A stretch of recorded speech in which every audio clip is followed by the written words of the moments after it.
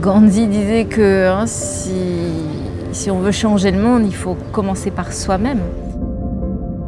On est tous des personnes qui avons un peu envie de changer le monde, quoi, de faire un avenir vraiment qualitatif, de vivre plutôt que de survivre. On nous parle du bonheur, tout ça, méditer, est-ce qu'on va réussir vraiment à casser un petit peu les habitudes que nous avons? Permettre aux Réunionnais d'être fiers de sa culture, d'être fiers de qui il est.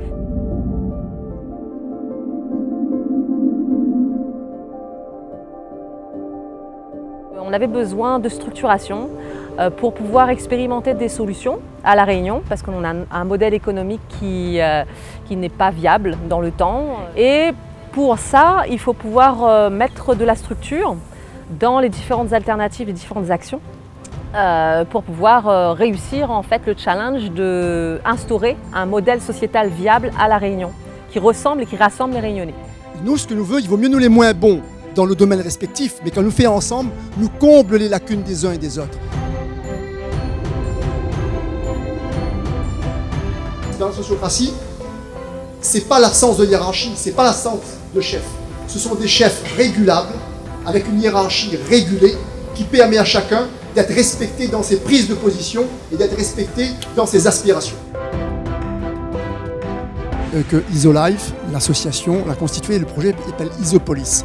Ce projet-là, justement, c'est un cadre méthodologique dans lequel nous va pouvoir répondre à ces questions-là.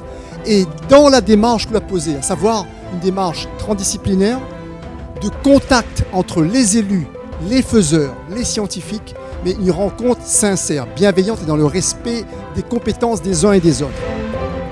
Il va falloir qu'on mobilise tous les agents de changement, les faiseurs de changement, pour qu'on aille tous dans la même direction, pour qu'on puisse soutenir la population de s'organiser différemment.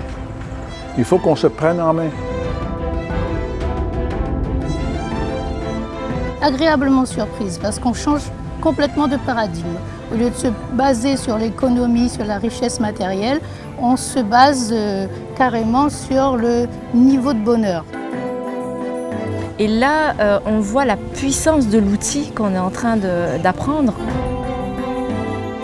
En fait, on a des moyens, un outil en tout cas, vraiment concret, applicable, utilisable, à grande échelle, que les citoyens puissent se l'approprier. Et ça répond vraiment aux problématiques qui grondent depuis. Les Gilets jaunes étaient la dernière manifestation, mais je pense que vraiment ça répond à un besoin.